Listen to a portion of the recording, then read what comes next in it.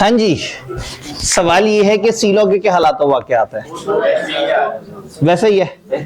अच्छा ठीक है, मैंने कहा वैसे ही है सर। वो जो है ना, क्रैश के बाद भी कोई फायदा नहीं हुआ, जो है ना, आपने तो पढ़ा दिया, लेकिन हम जो है ना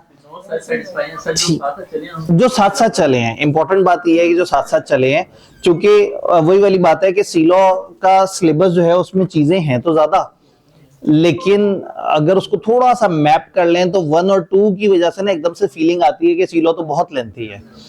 तो अगर उसको हटा के देखें तो 2 बड़े चैप्टर हैं प्रॉपर, 3 और 7। मतलब जो काम के चैप्टर्स में बड़े चैप्टर में 3 और 7 है।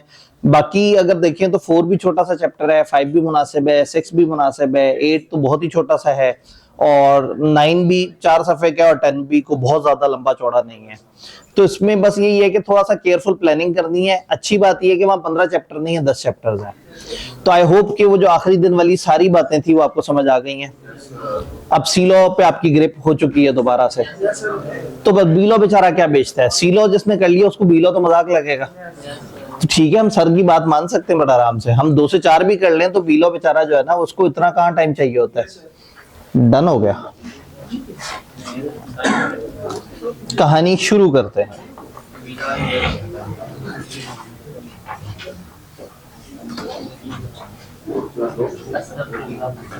बच्चे कितने बैठे हैं? बहुत ज्यादा है। नहीं, जज्बाती नहीं हुआ जा सकता।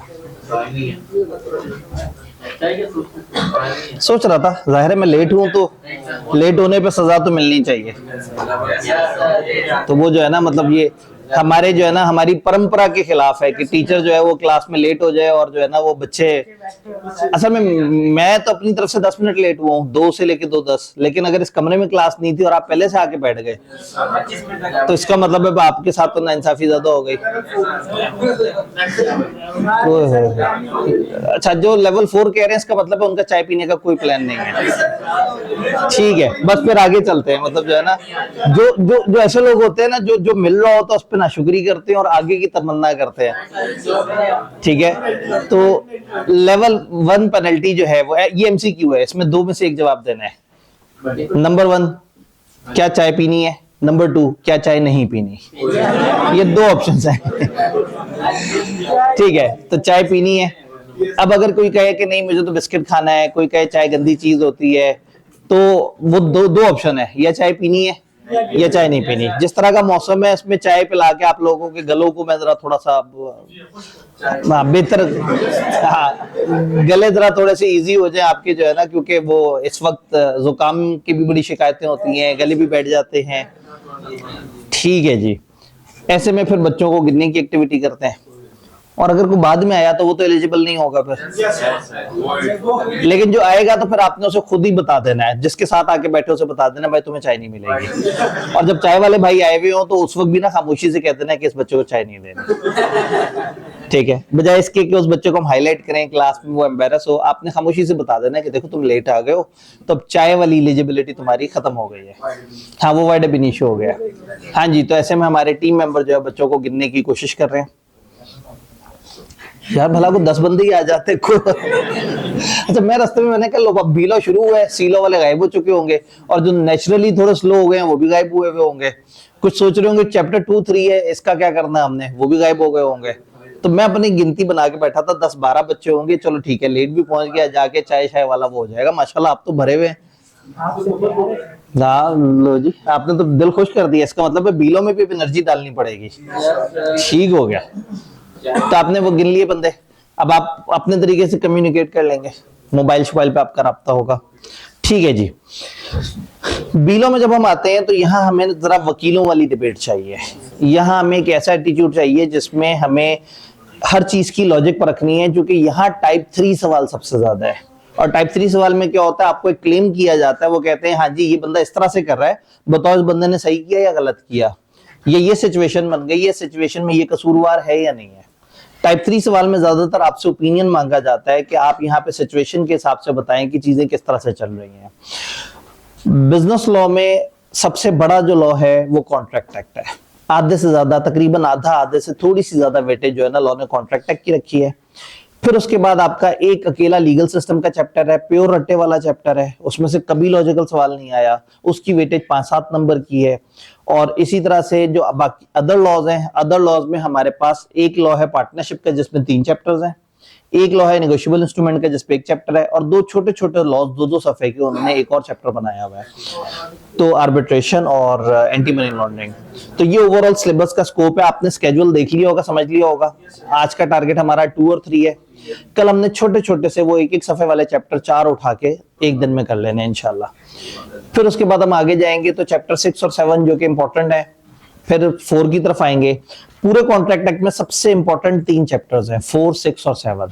तो हम क्या करेंगे, पहले ये दरमियाने 2 चैप्टर अभी, कल 4 छोटे छोटे चैप्टर कर लेंगे, और उसके बाद जो हमारे 3 सबसे इंपॉर्टेंट चैप्टर्स होंगे उनको हम आगे ड्रैग कर लेंगे। फिर एक दिन पार्टनरशिप पे लगाएंगे इंशाल्लाह पूरा, एक दिन हम लोग जो है वो नेगोशिएबल इंस्ट्रूमेंट और उस पे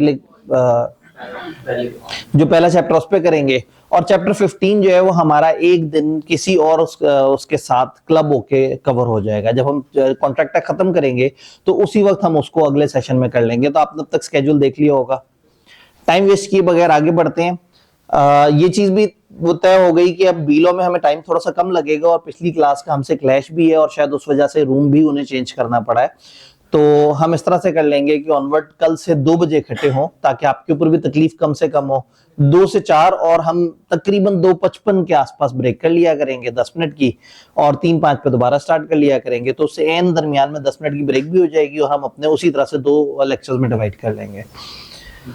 तो बिजनेस लॉ कॉन्ट्रैक्ट एक्ट की जब बात करता है, तो कॉन्ट्रैक्ट एक्ट में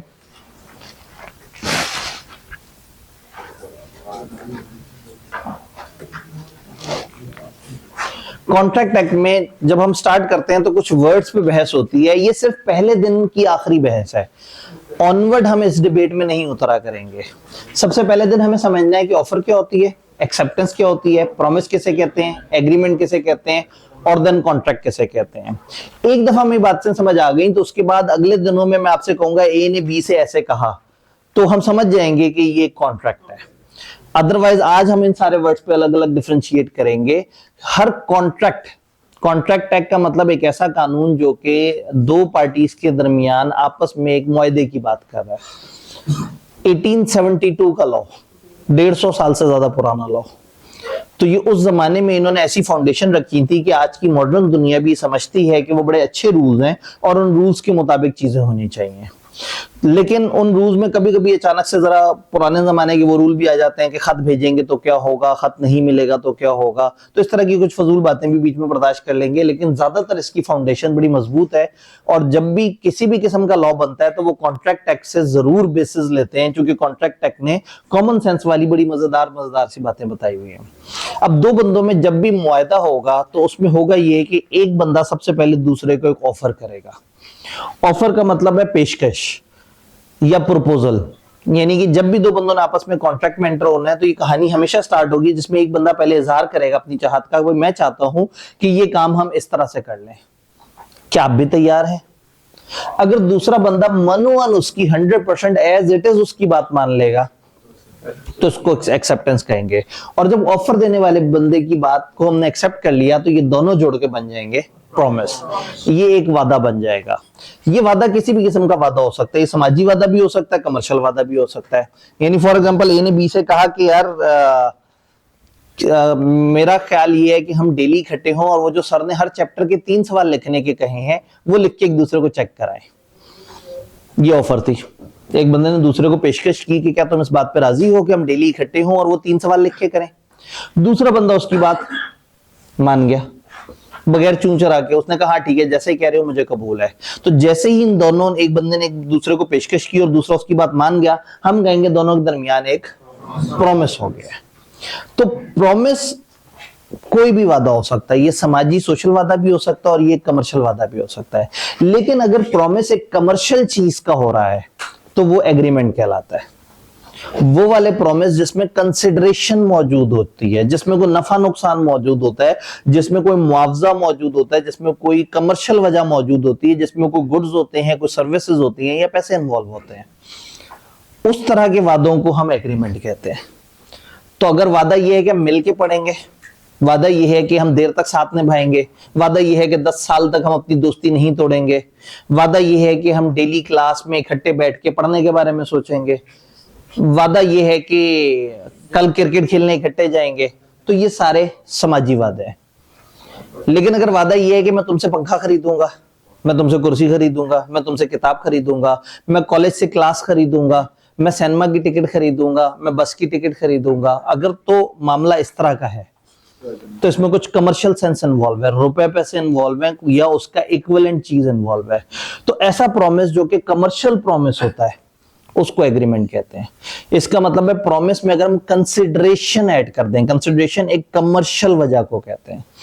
कंसिडरेशन बेसिकली पैसे में भी हो सकती है, गुड्स में भी हो सकती है और सर्विसेज में भी हो सकती है। तो जो जबानी समाजी वादे हैं वो प्रॉमिस है, लेकिन जो ऐसे वादे हैं जिसमें किसी चीज का लेन देन हो रहा है, तिजारत हो रही है, वो कहलाएगा एग्रीमेंट। तो हम कहेंगे एग्रीमेंट वो वाला प्रॉमिस है जिसमें कंसिडरेशन ऐड हो जाए। अब एग्रीमेंट में क्या हुआ, एक बंदे ने दूसरे से कहा कि मैं आपसे कुर्सी खरीदूंगा 10,000 रुपए की। अब ये इनके दरमियान एक एग्रीमेंट हुआ है, लेकिन जिस वक्त ये एग्रीमेंट कर रहे थे वहां कोई गवाह भी मौजूद नहीं था और ये जबानी एग्रीमेंट हुआ। जब एक बंदे ने ड्यू टाइम पे कुर्सियां नहीं सप्लाई की दूसरे को वादे के मुताबिक, तो दूसरा उसको अदालत ले गया और उसने कहा जी देखिए इस बंदे ने मुझे कुर्सियां 25 तारीख को देनी थी, इसने मुझे कुर्सियां 25 तारीख को नहीं दी। तो अदालत कहेगी कि हाँ भाई क्या ये बंदा सही कह रहा है? दूसरा बंदा कहेगा नहीं ऐसी हमारी बात ही नहीं हुई। अदालत पहले बंदे से पूछेगी कोई गवाह है तुम्हारे पास? वो कहेगा नहीं गवाह तो नहीं है।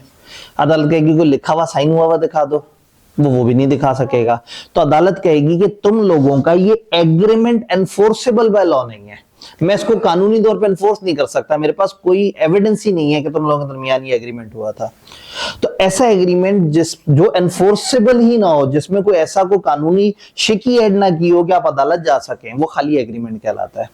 लेकिन ऐसा agreement which is enforceable by law वो कॉन्ट्रैक्ट कहलाता है। तो इसका मतलब है कि एग्रीमेंट में अगर कोई लीगल ऑब्लिगेशन ऐड हो जाए, कोई कानूनी वजह ऐड हो जाए, तो फिर हम कहते हैं कि वो बन गया कॉन्ट्रैक्ट। क्या ये बात समझ आ रही है? किताब से अगर हम एक एक करके पूछें, सबसे पहले ऑफर की डेफिनेशन, इसकी तरफ बाद में आते हैं। Promise, when the person to whom proposal is made, जिस बंदे को प्रपोजल दिया गया अगर सिग्निफाई कर दे हिज एसेंट टू इट, अपनी रजामंदी का इजहार कर दे, the proposal is said to be accepted. A proposal when accepted becomes a promise.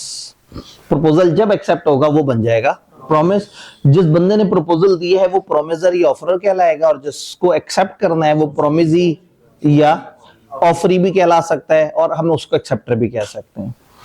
Agreement किसे कहते हैं? हर प्रॉमिस और हर सेट ऑफ प्रॉमिस, कोई भी प्रॉमिस या जो दो बंदों का आपस में डिफरेंट प्रॉमिसेस हैं, forming the consideration for each other. एक बंदे ने दूसरे को एक चीज बेचनी थी, रेगुलर क्लास में हमने एक दो एग्जांपल देखी और फिर हम लैपटॉप की एग्जांपल पे शिफ्ट हो गए थे। इस क्लास में एक डिफरेंट एग्जांपल ले लेते हैं। ठंडा मौसम चल रहा है, ड्राई फ्रूट की एग्जांपल ले लेते हैं। एक बंदे ने दूसरे को चिलगोजे बेचने का वो किया। चिलगोजा, हमने अपना सब्जेक्ट मैटर आइडेंटिफाई कर लिया। चिलगोजा ए बी को कह रहा है कि अगर मैं तुम्हें 8,000 रुपए दूं तो क्या तुम मुझे 1 केजी चिलगोजा दोगे? चिलगोजे को इंग्लिश में क्या कहते हैं पता नहीं, अंग्रेज खाती भी हैं ऐसे कहते।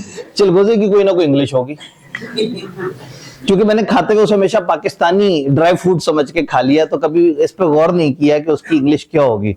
उसका कोई जूस शूस भी इस तरह का नहीं होता कि चलो बंदे को जैसे पोमीग्रेनेट का पता लग जाता है या कुछ और। तो चिलगोजे की कोई ना कोई इंग्लिश होगी, लेकिन हम चूंकि पाकिस्तानी माहौल में कॉन्ट्रैक्ट तक पढ़ रहे हैं तो हम हमेशा ए और बी आपस में जब कॉन्ट्रैक्ट करेंगे तो वो चिलगोजे का करेंगे। ठीक है जी। अगर वर्ड चिलगोजे से कोई एतराज है तो हम कोई और ड्राई फ्रूट भी चूज कर सकते हैं। चिलगोजा सही है, ठीक है जी। सबसे मुश्किल ड्राई फ्रूट,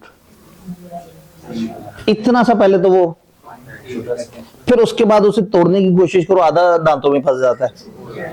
फिर उसे ऐसे खोलो तो पुटुक करके उछल के कहीं गायब होता है, वो नजर भी नहीं आता। जो एक बच जाता है उसे आप मतलब अभी चबा रहे होते हैं, वो दांतों में फंसा रहता है, पता ही नहीं लगता कि ये था क्या। तो वो अजीब सा ड्राई फ्रूट है, लेकिन लोग बड़े शौक से खा रहे होते हैं। तो वो बड़ा बहरहाल जो है ना, वो मुझे हमेशा उन लोगों पे बड़ा जो है ना, वो उनकी हिम्मत को मैं दाद देता हूँ जो बैठ के चिलगोजे खाई जा रहे होते हैं। क्योंकि वो मतलब मेरे ख्याल में वो एक टाइम नहीं गुजर रहा होता, तो एक फन एक्टिविटी होती है कि चूंकि जितना वो खा रहे हैं उतना तो एक चम्मच के अंदर उससे ज्यादा खाया जा सकता है खाना कोई भी।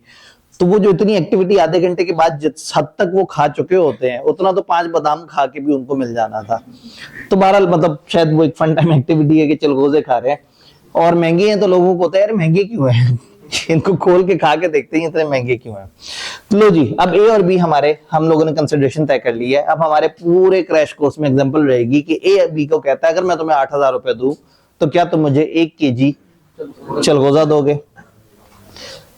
अब एग्रीमेंट में इन्होंने प्रॉमिस तो बोल दिया, लेकिन साथ में सेट ऑफ प्रॉमिस भी बोल दिया। अब यहाँ पे एक चक्कर है, ये जब भी एक प्रॉमिस होता है या एग्रीमेंट होने जा रहा होता है ना, तो रेसिप्रोकल प्रॉमिसेस होते हैं।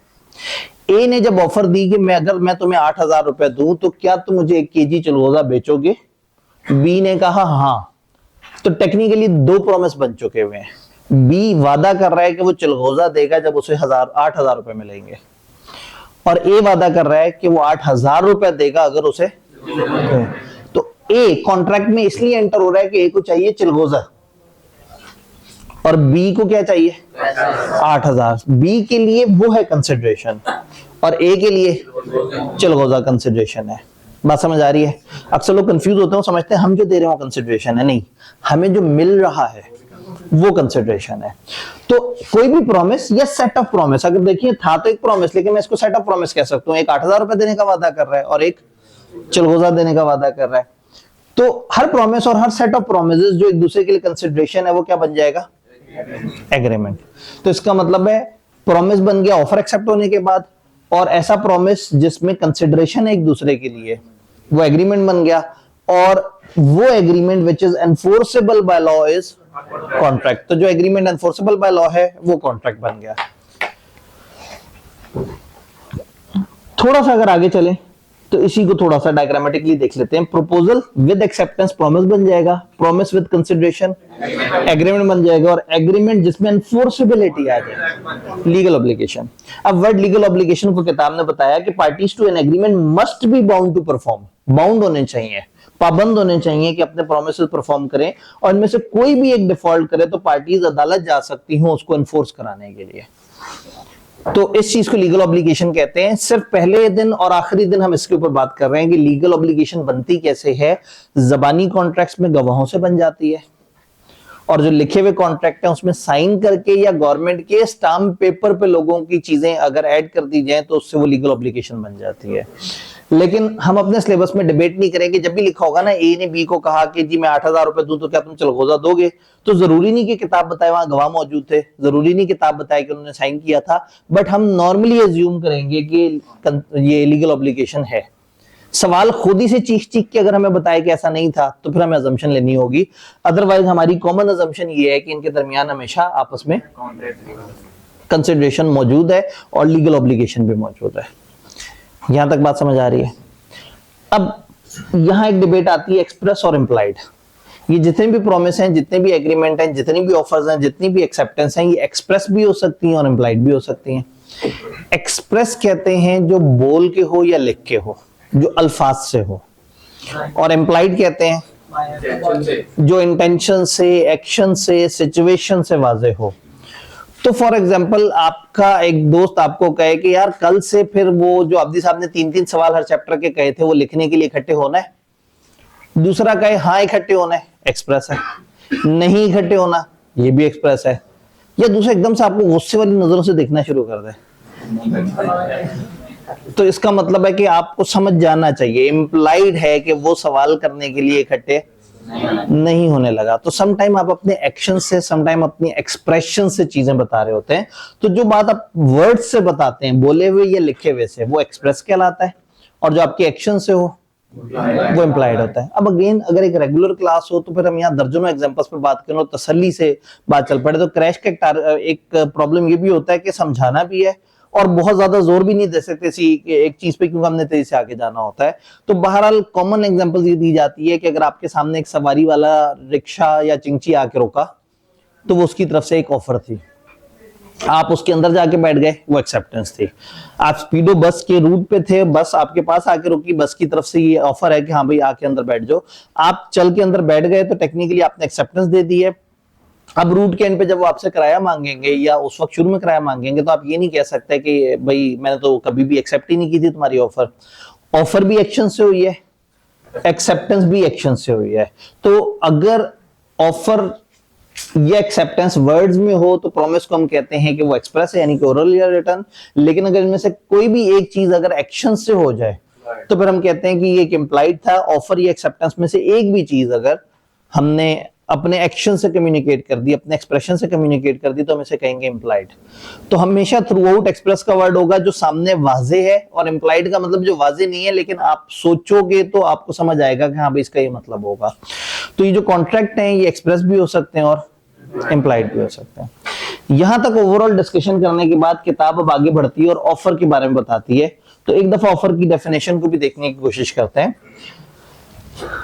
ए ये कह रहा है कि मैं तुम्हें 8,000 रुपए दूंगा अगर तुम मुझे 1 kg चिलगोजा दो। इसका मतलब है ए इस चीज का इजहार कर रहा है कि मैं राजी हूं तुम्हें 8,000 रुपए देने के लिए, एवज इसके कि अगर तुम मुझे 1 kg चिलगोजा दे दो। इसका मतलब है ऑफर एक ऐसी चीज है जिसमें एक बंदा पहले बताता है कि मैं रेडी हूं, मैं विलिंग हूं, मैं ट्रांजैक्शन करना चाहता हूं, फिर दूसरे से उसकी रजामंदी पूछ रहा होता है कि तुम बताओ क्या तुम मेरी इस बात पे इसी तरीके से राजी हो या नहीं हो। तो पेशकश इस जब एक बंदा दूसरे को एक बात पे कहे कि मैं ऐसा करना चाहता हूं और दूसरे से पूछे कि क्या तुम भी मेरे ऐसा करने पे राजी हो और तुम भी जवाब में ऐसा करोगे, तो इस चीज को हम ऑफर कहेंगे। ऑफर की डेफिनेशन एक दफा कुछ वर्ड स्किप करके पढ़ेंगे। When one person signifies to another, जब एक बंदा दूसरे को कंफर्म करता है हिज विलिंगनेस टू डू, मैं कुछ ऐसा करना चाहता हूं, मैं तुम्हें 8,000 रुपए देना चाहता हूं, कुछ अल्फाज छोड़े मैंने, विद द व्यू इस इरादे से to obtaining the assent of that other, ताकि वो दूसरे से पूछ ले हाँ भाई तुम राजी हो इस बात पे जो मैं एक्ट करने लगा हूं। He is said to make a, जब एक बंदा दूसरे से कहता है कि मैं ऐसा चाहता हूं कि ये चीज ऐसे हो, क्या तुम भी इसके लिए राजी हो, तो इसको प्रपोजल कहते हैं, ये ऑफर कहते हैं। तो अगेन प्रपोजल से आपके जहन में जो आता है वहां पे भी तो यही होता है, जब एक बंदा दूसरे के सामने अपनी चाहत का इजहार करता है और कहता है कि मेरा इस तरह से मेरी ख्वाहिश ये है, तो क्या आप भी राजी हो। अब आगे से एक्सप्रेस जवाब भी मिल सकता है, इम्प्लाइड भी मिल सकता है। अगर आप दिमाग वाले हैं तो आपको समझ जाना चाहिए कि आपको जवाब हो गया। तो एक्सप्रेस, तो अभी लॉ पढ़ने के बाद ना लोगों को और ज्यादा समझ आ जाता है कि जरूरी नहीं कि हमेशा मुंह पे अगला बंदा गाली दे के जो है ना वो आपको इनकार करे। कई दफा चेहरे से पता लग जाएगा कि भाई आपने बड़ी फजूल बात कर दी है। हाँ, एक्शन से। तो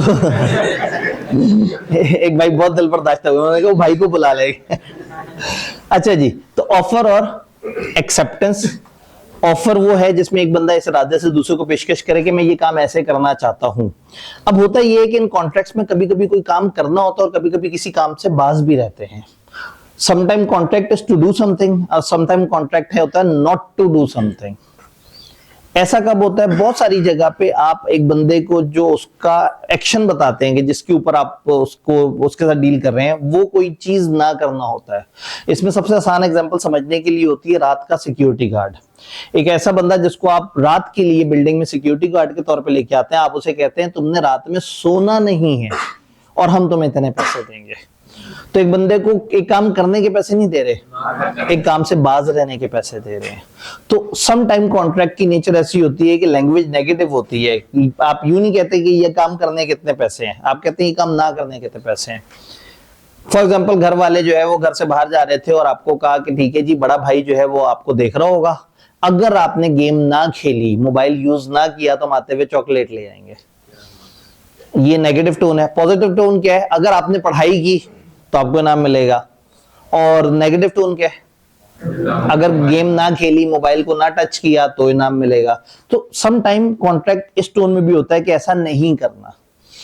तो one person signifies to another his willingness to do or to abstain from doing, यानी कि not to do, with the view कि दूसरे से उस एक्शन पे या उस एब्स्टिनेंस पे, उस काम ना करने के ऊपर आप परमिशन ले रहे हैं। तो बेसिकली ऑफर है कि जब एक बंदा दूसरे को कहता है मैं ऐसा करना या नहीं करना चाहता, क्या तुम भी इस चीज पे राजी हो, तो ये वाली हरकत जो है वो ऑफर कहलाती है। और जब वो बंदा उसकी एज इट इज बात मान लेगा तो एक्सेप्टेंस कहलाएगी। जब बात ऑफर की होती है तो ऑफर के कुछ एसेंशियल्स का हम जिक्र करते हैं। ऑफर में कुछ चीजें हैं जो लाजमी है, अगर ऑफर में वो चीजें मौजूद नहीं होंगी तो हम कहेंगे वो ऑफर गलत ऑफर है। सबसे पहले आप अपने आप को ऑफर नहीं कर सकते, ऑफर में एक ऑफरी का होना लाजमी है। कम से कम दो पार्टीज होनी चाहिए, एक को हम कहेंगे ऑफरर, एक को कहेंगे ऑफरी। ये बाद में प्रोमिसर बन जाएगा और सामने वाला प्रोमिसरी बन जाएगा। तो एक्शन करने वाले को हम नॉर्मली ईआर साथ लगा के उस पे वो सब्जेक्ट बना देते हैं, और जिस पे एक्शन हो रहा होता है उसको ऑब्जेक्ट बनाने के लिए डबल ई। जैसे एम्प्लॉयर जो नौकरी देता है, एम्प्लॉई जिसको नौकरी मिलती है, ट्रेनर जो ट्रेनिंग देता है, ट्रेनी जिसको ट्रेनिंग दी जाती है। तो मेंटोर, मेंटी, इस तरह से बहुत सारे वर्ड्स हैं हमारी दुनिया में। तो ऑफरर ऑफरी को ऑफर करेगा हमेशा, ऑफरर अपने आप को ऑफर नहीं कर सकता। इसका मतलब है ऑफर अपने आप को नहीं दी जा सकती, हमेशा कम से कम दो पार्टीज होंगी, एक ऑफर देने वाली होगी और एक को ऑफर दी जा रही होगी। देन उससे आगे चलें तो ऑफर सर्टेन और डेफिनेट होनी चाहिए। अगर ए बी से कहे कि मैं अगर 8,000 रुपए दूं आपको तो आप अपनी दुकान में रखा हुआ एक बड़ा अच्छा सा ड्राई फ्रूट मुझे देंगे, महंगा सा अच्छा सा ड्राई फ्रूट, ब्राउन कलर। तो अब इसमें कंफ्यूजन हो सकती है, ब्राउन कलर की कुछ और ड्राई फ्रूट भी हो सकते हैं, कुछ और ड्राई फ्रूट महंगे भी हो सकते हैं। तो ऑफर क्या होनी चाहिए? सर्टेन और डेफिनेट, क्लियर कट हो, डाउट नहीं होना चाहिए, किसी किस्म का कोई इबाहम नहीं होना चाहिए। आपने उसको कहा कि मुझे 1 केजी चिलगोजा चाहिए अगर मैं तुम्हें एक अच्छी रकम दे दूं, क्या ये सर्टेन बात है? डेफिनेट बात नहीं है। व्हाट इज अच्छी रकम? अब अच्छी रकम की डेफिनेशन हर किसी के नजदीक फर्क हो सकती है। फॉर एग्जांपल जो है वो, अगर मैं आपसे कहूं कि जी आप अगर जो है वो टॉप कर लें, आप अगर मेरिट सर्टिफिकेट ले लें तो मैं आपको एक अच्छा इनाम दूंगा। अब आप सोचें यार, अच्छे इनाम का मतलब है सर जो है ना 4-5 हजार रुपए दे देंगे। अब हो सकता है आपकी जुबान में अच्छा इनाम 4-5 हजार हो, और मेरा दिल ये करता हो कि जिस बच्चे का मेरिट सर्टिफिकेट आया उसे 50,000 रुपए का कैश इनाम मिले, उसको 2.5 लाख की स्कॉलरशिप भी मिले, आगे के उसके सीए के जितने भी कोर्सेज हैं वो सारे फ्री हो जाएं हमारे किसी भी प्रोडक्ट से। तो मेरे नजदीक अच्छे खासे इनाम की डेफिनेशन है ये कि 50,000 कैश मिले और आगे के सारे कोर्सेज फ्री भी हो जाएं, और जो सेशन चल रहा हो जिसमें उसने ऑलरेडी एडमिशन लिया हुआ वो भी उसका फ्री हो जाए। अब ये मेरी ख्वाहिश है, लेकिन आपके नजदीक अच्छे खासे इनाम का मतलब ये है कि कुछ 4-5 हजार दे दिए, 10 बिरयानी के डब्बे दे दिए, ठीक है, 2-1.5 लीटर की बोतलें दे दी। तो सर्टेन और डेफिनेट हो, मतलब अगर हम अच्छी रकम अच्छे इनाम की बात करेंगे तो ये सर्टेन क्लियर कट अल्फाज नहीं है। ऑफर सर्टेन होनी चाहिए, डेफिनेट होनी चाहिए, इसमें कोई भाव ना हो, कोई कंफ्यूजन ना हो। दो बंदे जो आपस में डील कर रहे हैं वो बड़ा क्लियर कट उनकी बात होनी चाहिए। मैं अगर आपको 100 रुपए दूंगा तो क्या आप मुझे 1 किलो फल देंगे? अब फल कौन सा वाला, किस तरह से? तो ये इस तरह की कंफ्यूजन नहीं होनी चाहिए।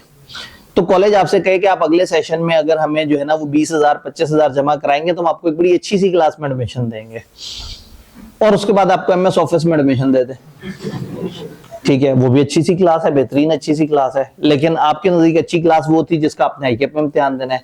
अब तो एमएस ऑफिस का भी इम्तिहान देना पड़ेगा, आईकेप तो बहुत दिल पे लेके, और इंटरेस्टिंगली इन सारे उसके पैसे अच्छे खासे इम्तिहान देने वाले। जितने भी अब आपके हैंड्स ऑन कोर्सेज हैं जिसकी एक्सटर्नल असेसमेंट हो रही है उसकी फीस कॉलेजों की ट्यूशन फीस से भी ज्यादा है। चले मैं भी आपको क्यों डराऊं, अभी आप फिलहाल ये वाले पेपर तो देना, फिर उसके बाद गौर कीजिएगा। कर लिया, बच गए, शाबाश, आपने बड़े अच्छे वक्त पे फैसला ले लिया। तो आपको सिंगल फीस में ही सारा काम हो गया, वरना अब जो है ना वो लोगों को पढ़ने के भी पैसे देने पड़ेंगे और उसका पेपर देने के भी पैसे देने पड़ेंगे। ऑफर कंडीशनल भी हो सकती है, जो एक बंदा दूसरे को ऑफर कर रहा है उसमें कोई ना कोई शर्त हो सकती है, ऐसे में उसे बताना होगा कि ये शर्त क्या है। फॉर एग्जाम्पल जैसे कॉलेजेस लोगों से कहते हैं कि जी प्री एनरोलमेंट्स ओपन हो गई हैं, आ जाए जी आप एडमिशन ले लें। उसमें क्या होता है वो बताते हैं कि अगर आप इस वक्त आके इन दिनों में एडमिशन लेंगे तो उसमें आपको इतनी फीस चार्ज होगी, अगर आप ऐसे करेंगे तो आपको इतनी फीस चार्ज होगी, 2 सब्जेक्ट उठाएंगे तो इतनी फीस चार्ज होगी, 3 सब्जेक्ट उठाएंगे तो इतनी फीस चार्ज होगी।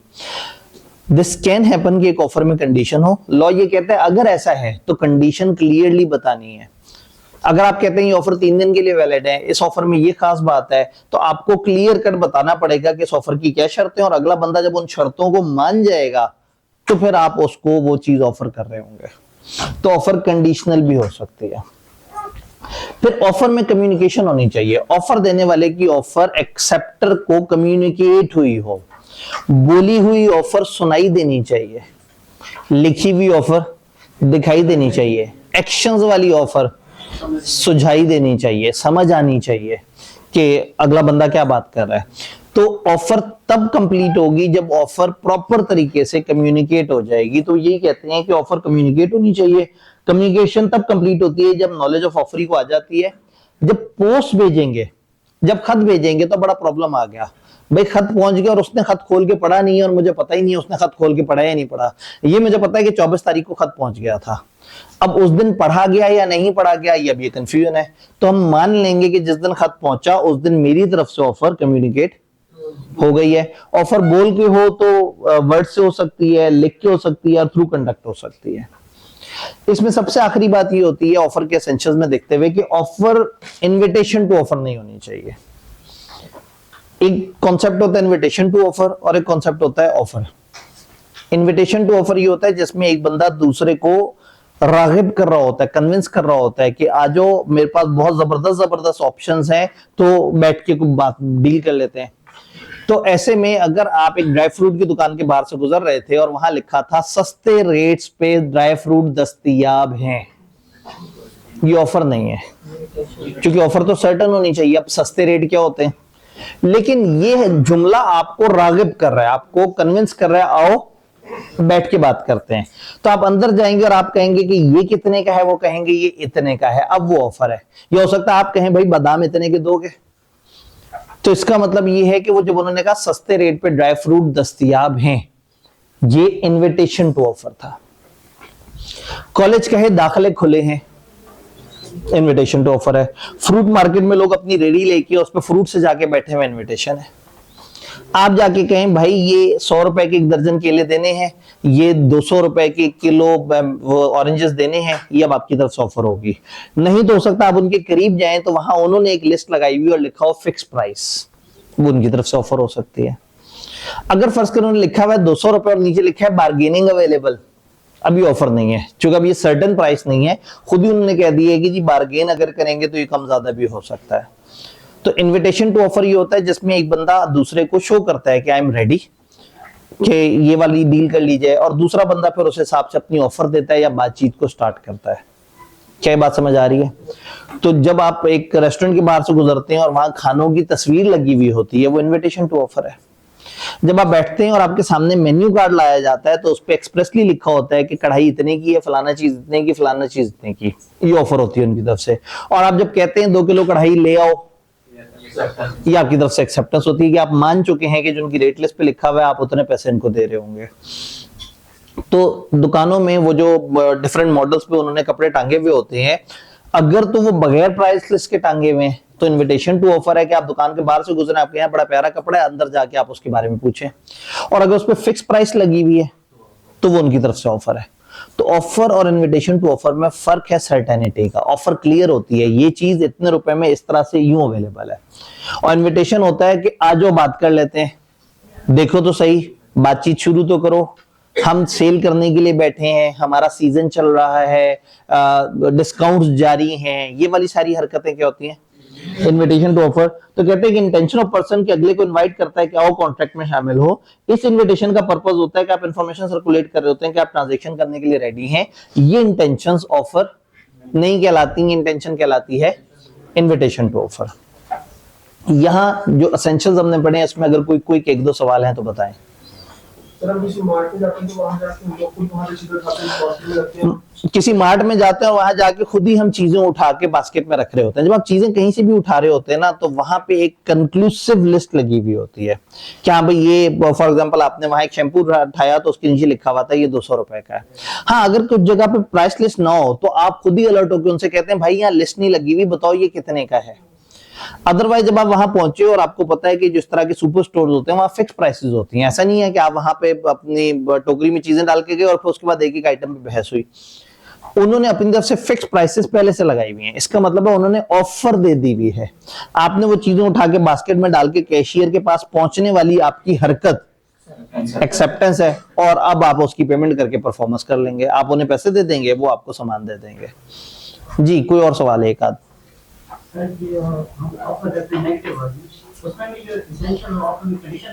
जी अगेन इन्होंने कहा ऑफर समटाइम हम नेगेटिव वर्ड्स में करते हैं, उसमें भी तो कंडीशन आ जाती है, तो इसलिए ऑफर नहीं, एक्सेप्टेंस के एसेंशियल्स में हम जाके देखते हैं कि एक्सेप्टेंस इस तरीके से नहीं हो सकती। ऑफर देने वाला तो ऑफर में कुछ भी बोल दे, लेकिन एक्सेप्ट करने वाले ने देखना है कि ऑफर में कहीं ऐसी कोई नेगेटिव कंडीशन तो नहीं।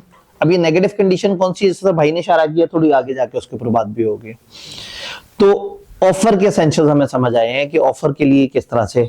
अब सवाल ये कि एक ऑफर खत्म कैसे हो सकती है। अगर एक ऑफर शुरू हुई है तो वो खत्म कैसे कैसे हो सकती है। नॉर्मली टाइम होता तो मैं आप लोगों से पूछता, आप मुख्तलिफ आइडियाज देते, लेकिन हमारे पास वक्त उस तरह से नहीं है।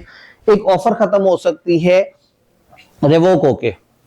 ऑफर आपने एक बंदे को दी और आपने ऑफर उसके एक्सेप्ट करने से पहले पहले वापस ले ली, तो अगर दी हुई ऑफर खुद ही से आप वापस ले लें तो वो रेवोकेशन ऑफ ऑफर कहलाता है। टाइम लैप्स हो जाए, आपने टाइम बताया था भाई ये 3 दिन के लिए 8,000 रुपए की ऑफर है, अगर तुम अगले 3 दिन में मुझे चलगोजे भेजने के लिए राजी हो तो मैं तुम्हें 8,000 रुपए दूंगा। 3 दिन गुजरे, ऑफर खत्म। अगर आपने टाइम बताया हुआ था, और टाइम नहीं बताया हुआ था तो एक रीजनेबल टाइम, जैसे मैं अक्सर कहता हूं कि कॉलेज के दाखिले खुले हुए हैं, आ जाएं और आप दाखिला ले लें, और आप 1.5 साल बाद जाके कहें हाँ जी बताओ दाखिला चाहिए, तो जाहिर है वो कहेंगे यार अब तो वो अटेम्प्ट भी गुजर गई जिस अटेम्प्ट के दाखिले खुले हुए थे। तो रीजनेबल, अगर ऑफर में टाइम नहीं भी बताया हुआ तो कहीं ना कहीं एक रीजनेबल टाइम बाद वो खुद ब खुद खत्म हो जाएगी। और रीजनेबल टाइम डिपेंड करता है वो किस किस्म की चीज है और उसकी ट्रांजैक्शन में रीजनेबल टाइम क्या है। स्टॉक एक्सचेंज में अगर चीज की बाइंग हो रही है तो अगर एक बंदा कहे मैं रीजनेबल टाइम में आपको जवाब देता हूं तो उसको अगले दिन लाजमी जवाब देना होगा, क्योंकि एक दिन बाद भी स्टॉक एक्सचेंज में काफी ज्यादा चीजें मुश्किल हो जाएंगी। और अगर चांदी की खरीदो फरोख्त हो रही है 15 मिनट बाद रेट बदल जाएंगे, क्योंकि कौम चांदी की पीछे टूटी पड़ी है इस वक्त, तो वो एक्स्ट्राऑर्डिनरी फ्लक्चुएशन हो रही है। तो चांदी की बाइंग सेलिंग में एक बंदे ने दूसरे से कहा भाई 15,000 की चांदी लेनी है, तोले का ये रेट है। दूसरे ने कहा अच्छा मैं थोड़ी देर में रीजनेबल टाइम में बताता हूं। अब उसने 20 मिनट बाद कॉल की कि हाँ भाई वो चांदी दे दो, उसने कहा भाई निकल गई। कहेगा यार थोड़ा वेट तो करता, तो कहेगा मैं तो बहुत रीजनेबल टाइम वेट किया, 20 मिनट वेट किया तुम्हारा, तो वहां 20 मिनट भी रीजनेबल हो जाएंगे। और कहीं 5 दिन बाद भी ओके कर रहे होंगे तो भी बात बन जाएगी। तो ये फिर अदालत में सिचुएशन के मुताबिक तय होगा कि रीजनेबल टाइम क्या है, लेकिन ऑफर उस टाइम के अंदर अंदर एक्सेप्ट करनी चाहिए जो बताया गया, और अगर वो टाइम गुजर गया तो ऑफर लैप्स हो जाएगी, या अगर एक रीजनेबल टाइम गुजर गया उस सेक्टर के मुताबिक तो ऑफर लैप्स हो जाएगी। ऑफर देने वाला मर जाए या पागल हो जाए, अगर ऑफरी को पता लग गया कि एक बंदा मर गया ऑफर जिसने दी थी, या वो पागल हो गया है, तो अब वो उस ऑफर को एक्सेप्ट नहीं कर सकता। हाँ गलती से एक्सेप्ट कर ले, से नहीं पता था कि वो मर गया है, तो फिर वो हम देखेंगे कि इसने एक्सेप्टेंस उसके मरने के टाइम से पहले की है या बाद में की है। अगर पहले एक्सेप्टेंस कर लिया तो फिर तो वो कॉन्ट्रैक्ट वैलिड हो जाएगा, और अगर मरने के बाद की और इसे नहीं पता था लेकिन वो बंदा मर चुका था तो फिर उसका रूल थोड़ा सा डिफरेंट है। चैप्टर 6 में जाएंगे तो फिर मरे हुए बंदे की ऑफर की परफॉर्मेंस कैसी होगी हम उस पर बात करेंगे इंशाल्लाह। वो जो कंडीशंस थी ऑफर के अंदर मौजूद थी, प्रेसिडेंट टू द ऑफर या कंटेन्ड इन द ऑफर, अगर वो कंडीशन पूरी ना हो तो ऑफर खत्म हो जाएगी।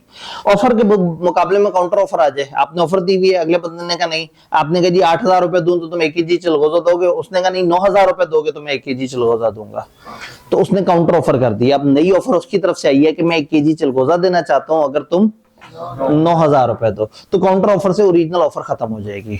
या अगला बंदा एक्सेप्ट ही ना करे या मुंह पे इनकार कर दे, आप कहें भाई 8,000 रुपए तुम्हें दूध, तुम 1 किलो चिलगोजा दोगे, उसने कहा नहीं, ये पई ऑफर खत्म, जमीन पे तड़प रही है, तबाह हो गई, उसने उठा के फेंक दी ऑफर, एक्सप्रेसली रिजेक्ट कर दिया।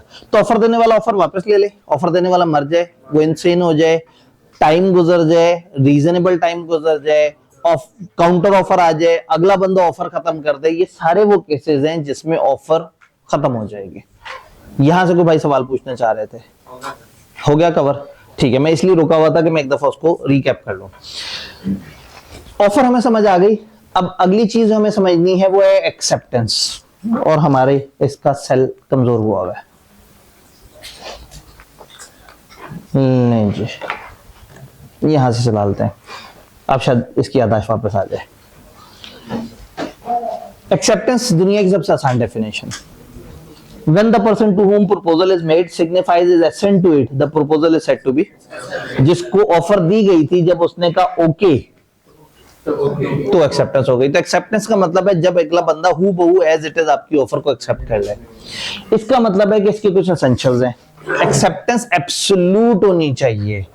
इसने कहा मैं आपको 8,000 रुपए दूं तो क्या आप मुझे 1 केजी चिलगोजा देंगे? उसने कहा हाँ, अगर थोड़ा सा हमारे पास सप्लाई में माल पड़ा हुआ तो। एक्सेप्टेंस नहीं है। एक्सेप्टेंस तब है जब वो बिल्कुल एज इट इज यस कह दे, बगैर किसी शर्त के, बगैर किसी कंडीशन के। अगर वो आगे से कोई कंडीशन लगा दे तो ये काउंटर ऑफर है कि मेरे पास माल हुआ तो मैं तुम्हें 1 केजी चिलगोजा 8,000 रुपए का दूंगा। तो एक्सेप्टेंस एब्सोल्यूट और अनकंडीशनल, अगर कोई भी कंडीशन इंपोज कर दी जाएगी तो क्या बन जाएगा? Counter offer. तो जिसको एक्सेप्टेंस के लिए कहा गया उसने बगैर किसी चूं चरा के, बगैर किसी एक्स्ट्रा शर्त के अगर उसी तरह से एज इट इज बात मान ली तो एक्सेप्टेंस है। और अगर उसे नहीं समझ आया और वो एक काउंटर ऑफर दे दे तो एक नई कहानी फिर से शुरू हो जाएगी। अब इसने ऑफर दे दी है, अब सामने वाला बंदा एज इट इज बात मान जाएगा तो एक्सेप्टेंस हो जाएगी। तो जब तक वो पॉइंट नहीं आ जाता जहां एक बंदा एक आखिरी बात करे और दूसरा उसकी बात को मान जाए, तब इनके दरमियान कॉन्ट्रैक्ट क्रिएट होगा। उससे पीछे बहस चल रही है।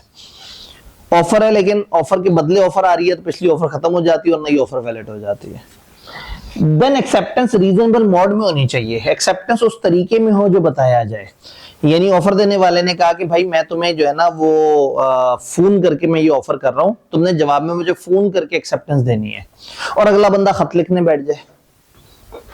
या कॉलेज ने आपको कहा कि जी अगर आप जो है वो फिजिकल क्लास में एडमिशन लेना चाहते हैं तो आप इतने दिनों में आके फिजिकली फ्रंट ऑफिस में आके फिजिकली बैठ के फिजिकली एक फॉर्म फिल कर दें।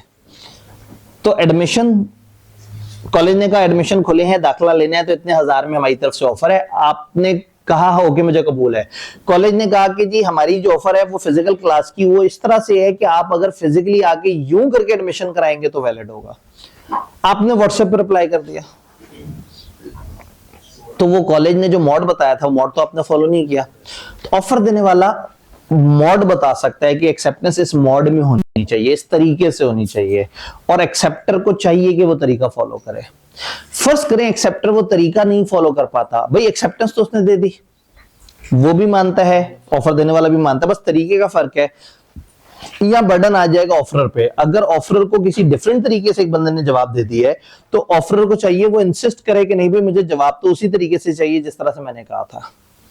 और अगर वो उस तरह से बात नहीं करेगा तो ये बात एक्सेप्टेंस मानी नहीं जाएगी। तो एक्सेप्टेंस उस मैनर में होनी चाहिए जो बताया गया, और जहां कोई मॉड नहीं बताया गया, जो नॉर्मली उस तरह की दुनिया में जिस तरह का मॉड होता है उसके मुताबिक।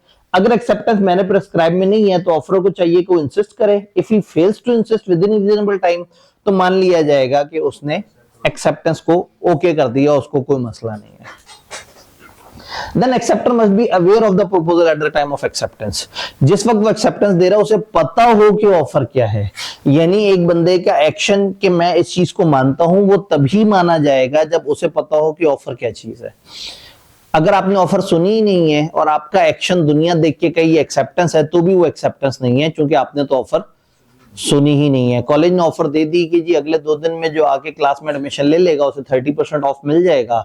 आपने सुनी नहीं है और आप उन्हीं 2 दिनों में कॉलेज के सामने बैठे हुए और एडमिशन करा रहे हैं, नहीं माना जाएगा कि आपने एक्सेप्टेंस दी है। क्यों? क्योंकि आपको उस ऑफर का पता ही नहीं है। तो अगर कॉलेज इस वक्त आपको वो डिस्काउंट ना दे जो कॉलेज ने अनाउंस किया हुआ है तो कॉलेज ने कुछ गलत नहीं किया, क्योंकि आपको ऑफर का नहीं पता। तो एक्सेप्टर तभी एक्सेप्टर कहलाएगा जब उसे पता हो कि इस वक्त ऑफर क्या चल रही है। जिसमें मशहूर जमाना केस होता है कि जिसमें एक बंदा जो है वो उसका सामान गुम हो जाता है तो वो मोहल्ले में ऐलान करा देता है कि जो भी मेरा सामान ढूंढ के लाके देगा मैं उसे इनाम दूंगा। तो एक और उसका दोस्त उसका सामान उसकी तरफ रह गया होता है, वो लाके उसे दे देता है कि यार तुम्हारी चीज मेरे पास पड़ी रह गई थी, और उसे नहीं पता होता कि इस शख्स ने इनाम रखा हुआ है इस चीज पे। तो ऐसे में क्या होता है, वो चीज का वापस करना दोस्त की दोस्ती और मेहरबानी काउंट होगा, लेकिन कॉन्ट्रैक्ट एक्ट नहीं काउंट होगा। लेकिन वो जो उसने मस्जिद में ऐलान किया था और उसके मोहल्ले का कोई बंदा वो ऐलान सुनने के बाद वो चीज ढूंढ के ले आए तो वो उसकी एक्सेप्टेंस काउंट होगी और ये बंदा उसको इनाम देने पे पाबंद होगा। तो एक्सेप्टर को पता होना चाहिए प्रपोजल का at the time of acceptance. Then acceptance lapse of offer से पहले होनी चाहिए। ऑफर खत्म होने से पहले पहले आपने उसकी एक्सेप्टेंस देनी है। अगर आपने ऑफर खत्म होने के बाद एक्सेप्टेंस दी तो वो एक्सेप्टेंस बेकार होगी। लैप्स ऑफ ऑफर से पहले पहले एक्सेप्टेंस हो जानी चाहिए। यहां तक कोई छोटा सा सवाल अगर कोई है तो? एक्सेप्टेंस की कम्युनिकेशन, एक्सेप्टेंस तब कंप्लीट होगी जब वो कम्युनिकेट हो जाए। वो वर्ड से भी हो सकती है, लिख के भी हो सकती है और एक्शन से भी हो सकती है। देन नेगेटिव कंफर्मेशन नहीं होनी चाहिए, एक्सेप्टेंस नेगेटिव कंफर्मेशन मोड में ना हो। अब नेगेटिव कंफर्मेशन क्या होता है? एक तरीका होता है जिसमें ऑफर देने वाला कहता है कि भाई ये मेरी ऑफर है, अगर तुमने इसे रिजेक्ट करना है तो बता दो, और अगर एक्सेप्ट करना है तो खामोश रहो। यानी तुम अगर खामोश रहोगे, मुझे कोई जवाब नहीं दोगे, तो मैं खुद ही से समझ लूंगा कि तुमने ये ऑफर एक्सेप्ट कर ली। कॉन्ट्रैक्ट एक्ट ये कहता है कि किसी की खामोशी को इनकार तो कंसिडर कर लो, किसी के जवाब ना देने को ये तो सोचा जा सकता है कि वो राजी नहीं है, लेकिन ये सोचना कि वो राजी है वो गलत हो जाएगा। आपने किसी को खत भेजा, उसने खत पढ़ा ही नहीं, और आप सोचें कि 3 दिन तक उसने इनकार नहीं किया, इसका मतलब एक्सेप्टेंस है, तो वो गलत हो जाएगा। ऑफर बकायदा एक्सप्रेसली या इम्प्लाइडली एक्सेप्ट होनी चाहिए। तो ऐसी ऑफर जिसमें आप दूसरे से कहते हैं कि तुमने खामोश रहने से जवाब देना है, तुम खामोश रहो, तुम जवाब ना दो, तो मैं खुद ही से तसव्वुर कर लूंगा कि तुम्हारी तरफ से सब ओके है, ये वाला जवाब, ये वाली कंफर्मेशन नेगेटिव कंफर्मेशन कहलाती है। तो लॉ ये कहता है कि it cannot be in the form of negative confirmation. Negative confirmation क्या होती है? If not accepted within specified time that it will be presumed to have been accepted. तो आपने दोस्त से कहा कि हाँ भाई वो फिर हम हर दिन 3-3 सवाल लिखने के लिए इकट्ठे होंगे, तो फिर मैं कल तुम्हारी तरफ आ रहा हूं 3 सवाल करने के लिए, और अगर तुम्हें एतराज है तो बता दो। अब उसने आपका मैसेज देखा ही नहीं, पढ़ा ही नहीं, या उसको याद ही नहीं रहा, और उसने अगले दिन तक जवाब नहीं दिया, और आप वाकई ही किताबें लेके पहुंच गए कि आओ सवाल करें, तो वो उलझेगा कि भाई मैंने कब आपको कहा था। तो ये ऑफर ही गलत है, ये ऑफर ही ऐसे नहीं होनी चाहिए जिसमें आप इस तरह की शर्त रखते हैं। हमने कहा था ऑफर में शर्तें हो सकती हैं, लेकिन अगर ऑफर में एक ऐसी शर्त हो कि जवाब देने वाले को जवाब देने का गलत तरीका आप अगर कह रहे हैं, देखे ना ऑफर में हमने कहा था कि आप मोड बताएंगे कि जवाब कैसे देना है, लेकिन अगर आपने इस तरह का मोड बता दिया कि जवाब आपने यूं देना है, तो ये लॉ को बहुत ज्यादा अच्छा नहीं लगा तरीका। रिश्ते में तो ऐसा ही होता है। इन्होंने कहा रिश्ते में तो ऐसा होता है, ऐसा नहीं होता, ये आपको खुद ही लग रहा होता है, अगली तरफ से इनकार होता है, आप जो है ना खुद ही से जो है वो क्या एक्सपेक्टेशन डेवलप करके बैठ जाते हैं, और उसके बाद जब दिल टूटता है तो आप कहते हैं यार अच्छा भला राजी तो थी, ये क्या हुआ? पार्टी राजी तो थी, पार्टी ठीक है। कहीं आप वो तानीस समझ के ये ना समझें कि जो है ना यहाँ सामने बॉयज बैठे हुए हैं तो यहाँ पे सिन्फ नाजुक की बात हो रही है। तो क्या बात समझ आ रही है? हाँ ये बात समझ आ रही है। कॉन्ट्रैक्ट तक आते साथ ही ना लोगों के अंदर जो है ना एक अचानक से जो है ना वो पुराने आशिक जाग जाते हैं, ठीक है। क्योंकि ऑफर कहानी कहां से शुरू होती है? प्रपोजल से। प्रपोजल सुनते साथ ही सर्दियों का मौसम होता है, बच्चे जो है ना वो जज्बाती हो जाते हैं। याद रहे बात 1 किलो चिलगोजे की हो रही है, तो जब आप 1 किलो चिलगोजे पे दिमाग लगाएंगे तो आपको कुछ भी जहन में नहीं आएगा, आप सिर्फ जो है ना वो एक ड्राई फ्रूट सोचेंगे। तो एक्सेप्टेंस नेगेटिव कंफर्मेशन मोड में नहीं होनी चाहिए। यानी कि ए ने बी से कहा कि भाई मैं 8,000 रुपए आपको दूं तो आप 1 किलो चिलगोजा देंगे, और अगर आपका जवाब नहीं आया तो मैं समझ जाऊंगा कि खान साहब आपको कोई एतराज नहीं है। खान ड्राई फ्रूट वाले थे जिनको उसने ऑफर दी। अब खान साहब ने उसकी ऑफर सुनते ही कहा यार अजीब आदमी है, 8,000 रुपए, भाई 12,000 का आइटम है, मैं क्यों दूं 8,000 का। खान साहब ने गुस्से में रिप्लाई नहीं किया, और आप पहुंच गए 3 दिन बाद के चिलगोजे कहां पड़े हुए हैं, दे दें, ये 8,000 रुपए पकड़े, क्योंकि मैंने आपको ऑफर दी थी, आपने जवाब नहीं दिया, और मैंने कहा था जवाब ना देने का क्या मतलब है? एक्सेप्टेंस। तो ये गलत ऑफर है। आप ये नहीं कह सकते कि जवाब ना देना इज इक्वल टू यस। आप ये जरूर सोच सकते हैं कि जवाब ना देना इज इक्वल टू इनकार। तो खामोशी को इनकार समझा जाए, वो पुराने जमाने में खामोशी नीम रजामंदी होती थी, उस जमाने की खवातीन जो है वो डिसेंट होती थी, उनमें हया होती थी। आज उसने मुंह पे इनकार कर देना है, ठीक है जी। तो आज किसी की खामोशी से आपने जो है ना वो गलत मतलब एक्सट्रैक्ट नहीं कर लेना। वापस इधर आते हैं। एक्सेप्टेंस कम्युनिकेट होनी चाहिए, बोली हुई सुनाई दे, लिखी हुई दिखाई दे, एक्शंस वाली सुझाई दे, समझ आए। लेकिन खत का क्या करें? खत में कंफ्यूजन हो जाती है। अब यहां हम बिला वजह वो रूल्स पढ़ेंगे जो आज तकरीबन नापैद हो चुके हैं, लेकिन कोई बात नहीं। हमारा क्या जा रहा है? ए ने बी को ऑफर दी थी 1 किलो चिलगोजे की, अब इसमें खत ऐड कर लेते हैं। ए ने लेटर लिखा, और ये लेटर उसने लिखा फर्ज करें 25 दिसंबर को, ठीक है जी। वो बच्चे गए थे जी यहाँ 9 मई लिख दें, रेगुलर क्लास होते 9 मई लिखते, फिर सियासी बात होती, फिर इस तरह से, फिर आपके जज्बात मजरू होते, टाइम ही नहीं है इस वक्त इतना हमारे पास। 25 दिसंबर ये भी एक सियासी दिन है, एक बड़े अजीम रहनुमा की विलादत, कायदे आजम, ठीक है। कायदे आजम, अब आपके जहन में पता नहीं कौन अजीम रहनुमा आ रहा है। तो 25 दिसंबर को ए ने खत लिखा, 25 दिसंबर को ए ने खत लिखा बी को और कहा, आप देखें 1 किलो चलगोजा से तो बात नहीं बनेगी ना, तो एक काम करते हैं 8 लाख की बात करते हैं। कितने किलो चलगोजे आ जाएंगे? 100 किलो। एक भाई ने 10 किलो का हिसाब लगाया। भाई खान साहब लूट के खा जाएंगे आपको, ये खान साहब से डील नहीं कर सकेगा, ये तो जो है ना मतलब 8 लाख दे के 10 किलो चलगोजे लेके जा रहा होगा। ओ भाई ये रंग नंबर है, 100 किलो। ए ने बी को खत लिखा 25 दिसंबर को, ए ने खत लिखा 25 दिसंबर को, जो पहुंचा यहां पे 25 जनवरी को, चूंकि खान साहब अफगानिस्तान में थे और खत जा रहा था अपने नॉर्मल तरीके से चलता हुआ। 1872 की बात हो रही है, पहले वो खच्चर पे खत आगे एक जगह पहुंचा होगा, वहां से वो ऊंटों के काफिले में सवार हुआ होगा और फिर आहिस्ता आहिस्ता पहुंच रहा होगा अफगानिस्तान। खान साहब ने देखा कि यार 100 किलो चलगोजा एक बंदा मांग रहा है, रेट जो बता रहा है वो भी थोड़ा मुनासिब सा लग रहा है, तो उसने अपने लोगों से पूछा स्टॉक पड़ा है, उन्होंने कहा जी 60 किलो चलगोजा पड़ा है। उसने कहा जल्दी से मार्केट से भागम भाग जाके ना, इनको चलगोजा नॉर्मली 6,000 का मिलता था, लेकिन उस वक्त मार्केट में जो है ना, वो जब इन्होंने फौरन लेना था तो अगले बंदे ने 6,500 का चलगोजा दिया है। खान साहब ने कहा परेशान ना हो, हमारे पास एक ऑर्डर आया हुआ है। वो जनाब उधर से जब अपना 100 kg इनका चलगोजा कंफर्म हो गया तो इन्होंने क्या किया, 28 जनवरी को खत का जवाब दिया और वो खत का जवाब पहुंचा 28 फरवरी को।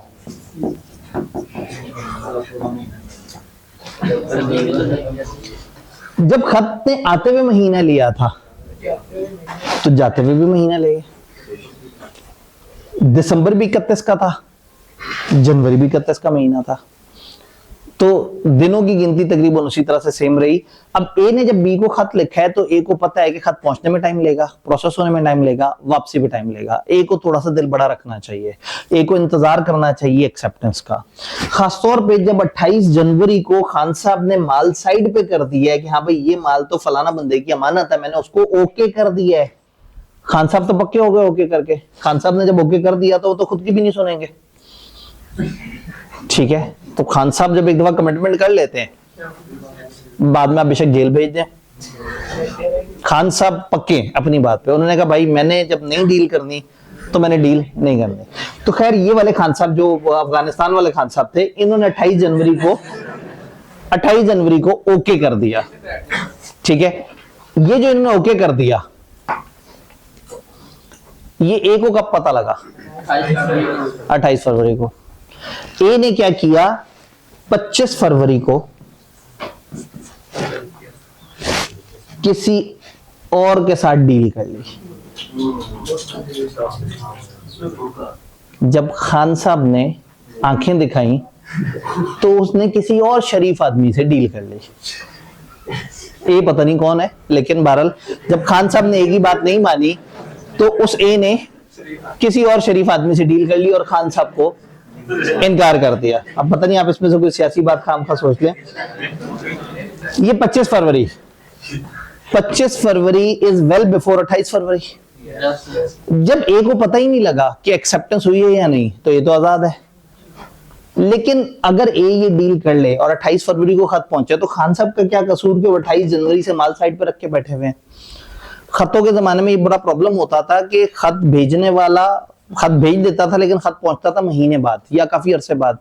तो ऐसे में ऑफर देने वाले का खत, ऑफर खान साहब तो अपने सुकून से अपनी जिंदगी गुजार रहे थे, अचानक से ऑफर इसी ने भेजी थी ना, तो इंतजार इसी को करना था। इसे चाहिए था कि खत भेजने के बाद उतने दिन का इंतजार करे। लॉ ने एक्सेप्ट करने वाले को ज्यादा प्रोटेक्ट किया है।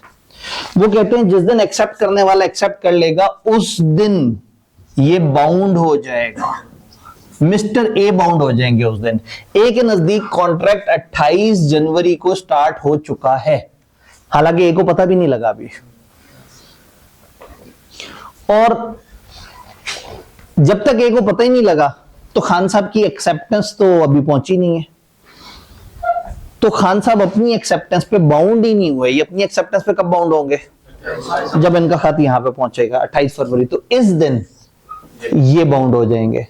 इसका मतलब है इनकी नजर में जो कॉन्ट्रैक्ट क्रिएट हुआ है वो 28 फेब को क्रिएट हुआ है।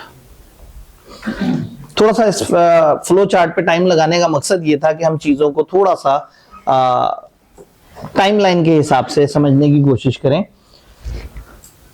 ए ने बी को खत भेजा 28 जनवरी को, खत पहुंचा है, सॉरी खत भेजा है 25 दिसंबर को, खत पहुंचा 25 जनवरी को, 28 जनवरी को जवाब दिया, पहुंच गया।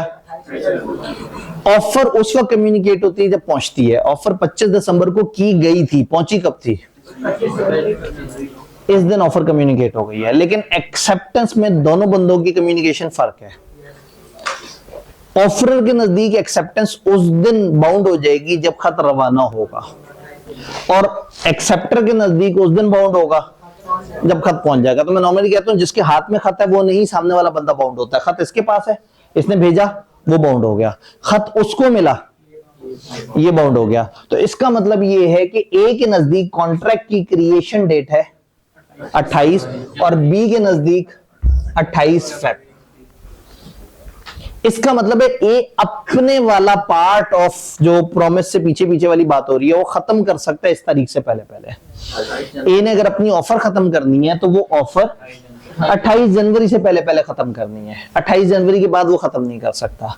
और बी ने अगर अपनी एक्सेप्टेंस खत्म करनी है 28 फेब, यानी कि इसकी एक्सेप्टेंस पहुंचने से पहले पहले अगर इसने तेज रफ्तार घोड़ा इस्तेमाल करके या टीसीएस या फास्ट सर्विस यूज की और उसने बचा लिया तो उसकी बचत हो जाएगी। क्या ये पूरी टाइमलाइन समझ आ रही है?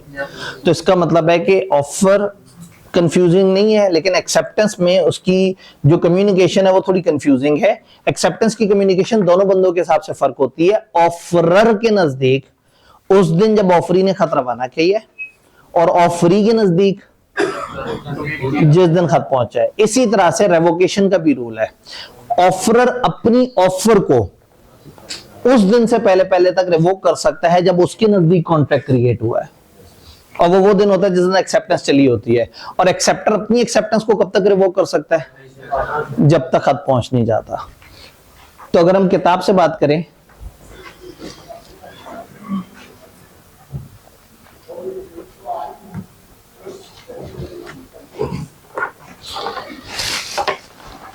Communication is complete as per proposer when it is put in course of acceptance की कम्युनिकेशन उस दिन कंप्लीट हो जाती है ऑफरर के नजदीक जिस दिन खत रवाना होता है। और communication is complete as per acceptor when it comes to knowledge of the offer. ये बात समझ आई? देन रेवोकेशन की किताब ने जल्दी जल्दी से डिस्कशन की है। Timing of revocation of offer. Offer कब तक रिवोक हो सकती है? An offer may be revoke at any time before acceptance. अगर सामने ऑफर दी हुई है तो एक्सेप्टेंस से पहले पहले रिवोक कर दें, और अगर खत से की हुई है the communication of acceptance is complete against the proposer but against का मतलब as per। तो ऑफर देने वाला अपनी ऑफर उस दिन तक कैंसिल कर सकता है जब तक उसके नजदीक एक्सेप्टेंस की कम्युनिकेशन नहीं हो गई। और इसके नजदीक किस दिन कम्युनिकेशन होती है? जब खत रवाना होता है। तो एक्सेप्ट करने वाला अपनी एक्सेप्टेंस को कब तक रिवोक कर सकता है? जब उसके नजदीक कम्युनिकेशन हुई है, और उसके नजदीक हमारी एग्जांपल में 28 फरवरी तारीख है। तो आसान अल्फाज में ऑफर देने वाला ऑफर रिवोक कर सकता है, एक्सेप्टेंस देने वाला एक्सेप्टेंस रिवोक कर सकता है। और दोनों ये डॉक्यूमेंट कब रिवोक कर सकते हैं? उनकी अपनी नजर में जिस दिन एक्सेप्टेंस हुई है, क्योंकि उसी दिन कॉन्ट्रैक्ट क्रिएट हो गया ना, उस दिन से पीछे पीछे कर सकते हैं। तो ऑफर देने वाला एक्सेप्टेंस के चलने से पहले पहले इनकार कर सकता है, और एक्सेप्ट करने वाला एक्सेप्टेंस के पहुंचने से पहले पहले इनकार कर सकता है। और अगेन जब हम ऑफर या एक्सेप्टेंस रिवोक करेंगे तो जो बंदा कर रहा है उसके नजदीक वो तब कंप्लीट होगी जब उसने रवाना कर दी, लेकिन जिसको कर रहा है वो दिन इंपॉर्टेंट है कि कब पहुंचती है चाय। ठीक है, बड़े अच्छे टाइम पे चाय लेके आए हैं, एंड ब्रेक वाला टाइम जो है ना। तो इससे पहले कि सारी डिस्टर्बेंस हो, मैं जल्दी से ब्रेक अनाउंस कर दूं। तो चैप्टर नंबर 2 से रिलेटेड हम लोगों ने सेर हासिल गुफ्तगू की, और अब चाय के बाद आप वैसे मुझे सही से नहीं सुन सकेंगे, तो आज वक्त कम और मुकाबला सख्त है। 3:12 हो रहे हैं। क्या 3:20 एक मुनासिब टाइम है? 3:22 तक चल जाएगा? ठीक है, तो जो नमाज पढ़ने जा रहे हो अपने दोस्त को अमानतन जो है चाय दे जाएंगे और वापसी पे फिर उस दोस्त पे भरोसा करेंगे, या चाय पीते हुए जाएंगे? चलें ठीक है, तो 3:22 पे हम दोबारा इकट्ठे हो रहे हैं। आज थोड़ा सा मार्जिन टाइट है, आगे से फिर हमारी वो तरतीब सेट हो जाएगी। ठीक है जी।